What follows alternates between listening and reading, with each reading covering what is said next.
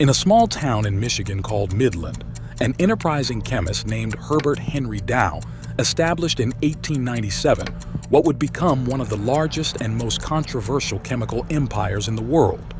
Dow Chemical Company was born out of Dow's brilliant invention to extract bromine from underground brines, a chemical previously imported. But what began as a modest bromine and bleach operation soon turned into an unstoppable machine driven by corporate greed and a lack of scruples. This is the toxic story of Dow Chemical Company.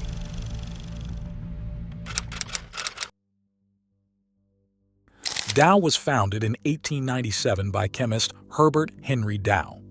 Tired of importing most of their raw materials from Europe, Herbert Henry Dow spotted an untapped opportunity in the underground brines flowing beneath his feet. After years of relentless experimentation, Dow finally nailed a revolutionary method to extract bromine, a crucial chemical in products like pesticides, straight from these salty waters. It was a groundbreaking discovery that shook up the norms. In 1897, Dow set up a small company in the town of Midland to cash in on his innovation.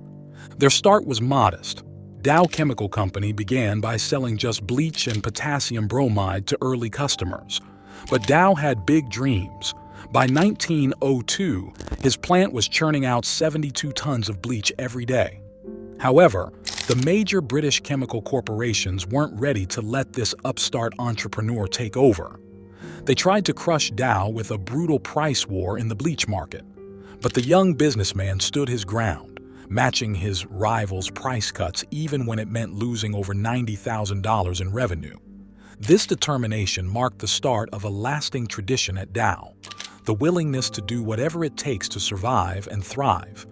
Instead of giving in to their adversaries, Dow switched gears and rapidly expanded their product range in new directions. Just a few miles across the Atlantic, German bromide producers recognized the threat posed by this new American company to their own businesses. In 1905, they flooded the U.S. market with cheap bromide in a desperate attempt to prevent Dow from expanding its own sales in Europe. But Dow had already shown a knack for bold and unexpected moves.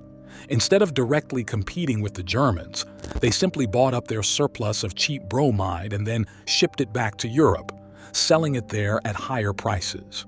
This bold counterattack completely undermined their competitors and ensured Dow's survival. With their initial rivals defeated, Dow hurried to further diversify their portfolio at lightning speed. In just 2 decades since its founding, the company became a major producer of agricultural chemicals, elemental chlorine, phenol, dyes, and metallic magnesium. And as the First World War erupted in 1914, Dow Chemical Company's newly honed capabilities quickly became a crucial asset for the wartime efforts of the United States.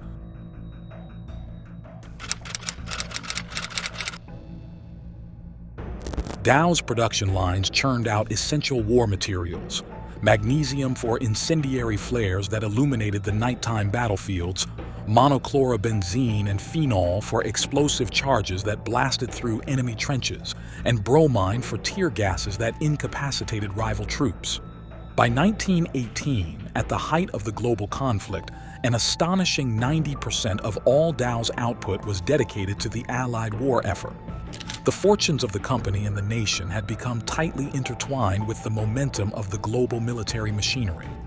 It was also during these harsh years that Dow adopted the enduring red diamond logo that remains its corporate emblem today. While its exact origins remain unclear, the symbol seemed to emerge from the war's ashes as a foreshadowing of the explosive growth and aggressive expansion that would define the decades to come for Dow Chemical. It had found a profitable niche in the business of death. During World War II, Dow reached new levels of notoriety. They had expanded to the shores of North Carolina, and there, this plant played a crucial role in the American war effort.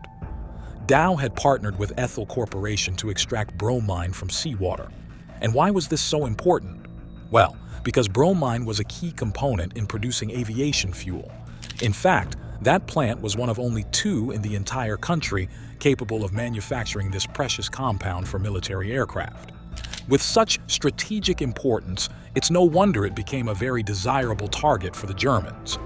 Additionally, Wilmington, the nearby city where it was located, was a significant military enclave with several relevant installations. The Nazi submarines knew it well. Disabling that plant would be a severe blow to the Allied Air Force. And so they did. A German submarine attacked the plant while it was producing bromine at full throttle in 1942. Years later, as the nuclear era dawned, a new dark chapter unfolded for Dow Chemical Company. Far from the shiny corporate offices and well-oiled assembly lines, the company had struck a deal with the atomic devil.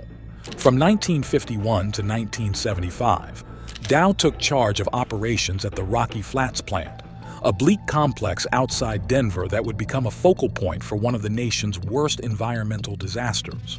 Rocky Flats was a nuclear weapons production facility that manufactured the volatile plutonium triggers for the feared hydrogen bombs of the Cold War era.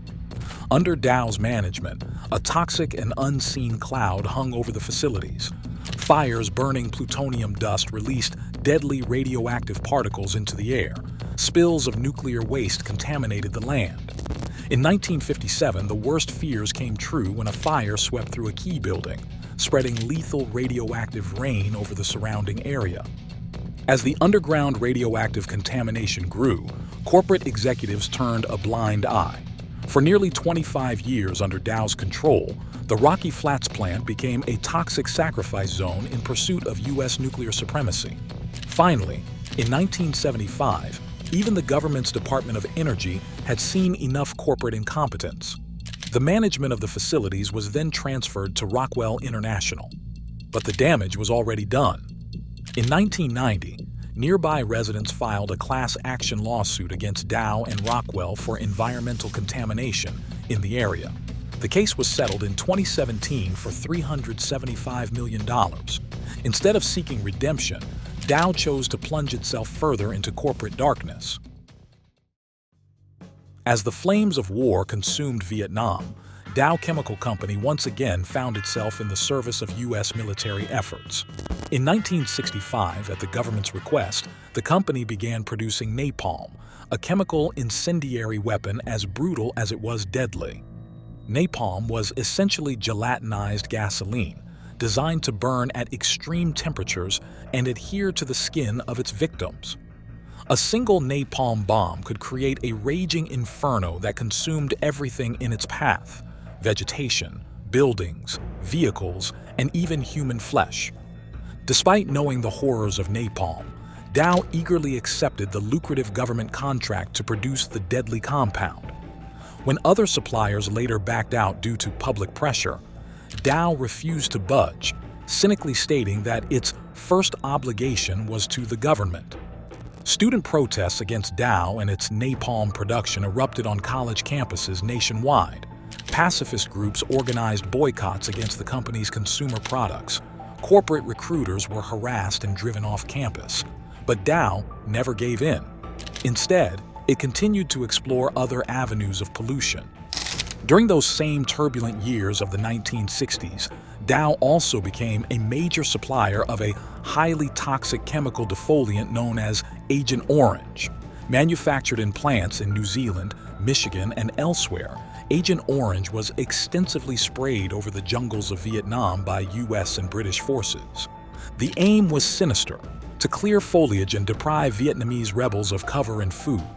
But Agent Orange contained an extremely toxic and cancer-causing dioxin called TCDD that lingered in the environment for decades. As U.S. war veterans and Vietnamese civilians began suffering unusually high rates of birth defects, disabilities, and various cancers years later, researchers traced the cause of these mysterious illnesses to widespread dioxin contamination. Dow had been well aware of the deadly dangers of dioxins since the mid-1960s.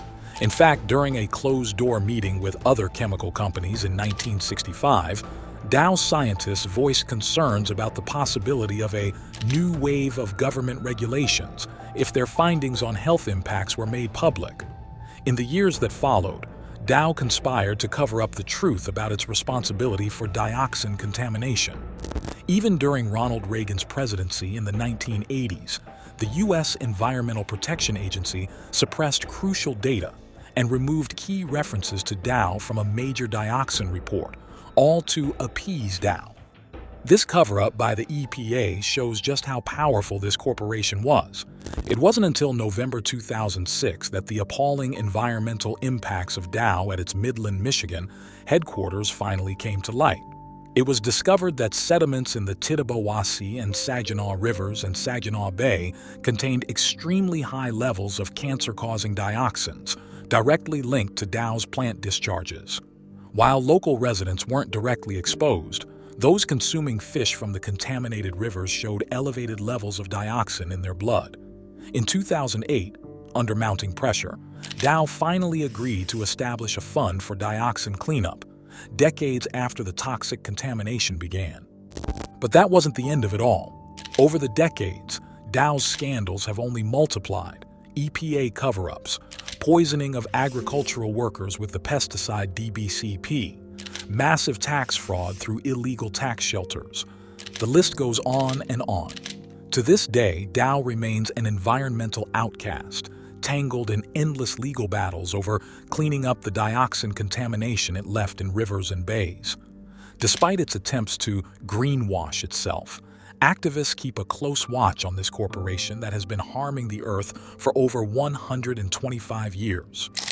In 2003, Dow Chemical Company was involved in another pesticide scandal in New York, adding to its troubling history of questionable environmental practices and corporate negligence. That year, a Dow subsidiary called Dow AgroSciences was fined $2 million by the New York Attorney General's office for making misleading claims about the safety of its pesticides like Dursban and other products. Unfortunately, this case is just one more example of the harmful environmental impact associated with Dow Chemical. The company has been responsible for numerous pollutant spills, including those in the Tittabawassee River in Michigan, its hometown, and the discharge of 17 billion liters of wastewater daily into the Brazos River in Texas and the Gulf of Mexico in the early 1970s. The situation at Dow's secretive Rocky Flats site in Colorado was equally serious, described as an environmental nightmare for the Denver area. In Canada, Dow released significant amounts of mercury into the environment through air emissions, water discharges, and residual sludge from its chlorine production. Yet, in 2015, the company announced its boldest and most predatory move yet, a merger with its historic rival DuPont in a stock deal valued at $130 billion. For both companies, the merger represented an opportunity to create a true industrial giant, a player so large and powerful that it could distort markets, crush smaller competitors, pressure governments to bend to its demands, and maximize profits without restraint. But this would only be a temporary union. 2 years after the merger, Dow-DuPont would split into independent entities focusing on agriculture, chemical materials, and specialty products. But the split wasn't just a coincidence. It was completed on April 1, 2019, when Dow Inc. became a standalone publicly traded company and the direct parent of the Dow Chemical Company. Dow no longer needed another company to bolster its power. However, not everything went smoothly. In 2022, disappointing financial results led Dow to announce the layoffs of 2,000 employees as it explored other ways to cut costs. For over more than a century, Dow Chemical has shown time and again that there's no line it won't cross and no heinous act it won't commit if there's money to be made. From chemical weapons to corporate ecocide, Dow's list of offenses against humanity and the planet is truly alarming. This is the most toxic story you've ever heard, a tale of unchecked greed and ruthless destruction in the relentless pursuit of profit. If you found this story captivating, check out the next video on your screen about Wells Fargo, the company that scammed its customers not once, but twice. We'll see you there.